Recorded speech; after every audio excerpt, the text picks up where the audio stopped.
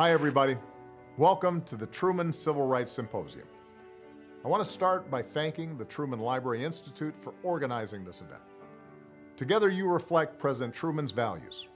The next few days are about celebrating the 75th anniversary of two executive orders signed by President Truman. One banning racial discrimination in federal hiring, and the second banning segregation in the U.S. military. As president, you learn pretty quickly that there are limits to what you can accomplish without Congress. But you also realize that as the head of the executive branch and the commander-in-chief, you have opportunities to make a real and lasting difference. That's exactly what President Truman did.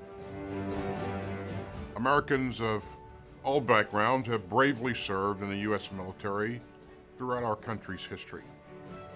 But for far too long, black troops and other service members of color were forced to serve in segregated units. They fought in combat even as they battled discrimination at home. Before Dr. King divulged his dream, Rosa Parks took a seat on a bus, and President Obama swore his oath. President Truman signed Executive Order 9981.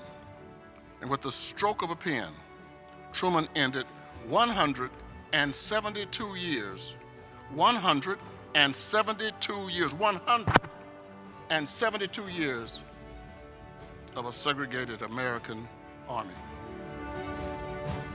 He gave African Americans opportunities so long denied. Opportunities for all Americans to serve together in defense of our great nation. While Executive Order 9981 serves as a major milestone, it is joined by Executive Order 9980 and the Women's Armed Services Integration Act. All three together, signed by President Truman, created opportunities for ordinary Americans to accomplish the extraordinary. Harry Truman set his sights on our North Star.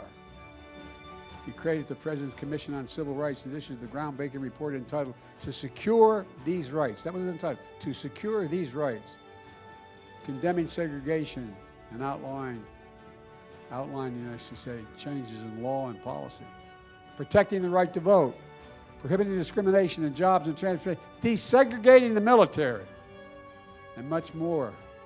But as you might guess, the backlash was instant.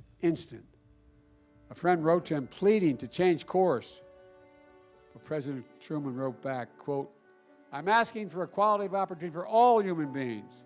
And as long as I stay here, I'm going to continue to fight," end of quote. Members of his own party, members of the military, rejected his civil rights agenda. Undeterred, Harry Truman acted. And we're a much better nation for his courage and commitment, and for the sacrifice and service of all our patriots who fought for our democracy.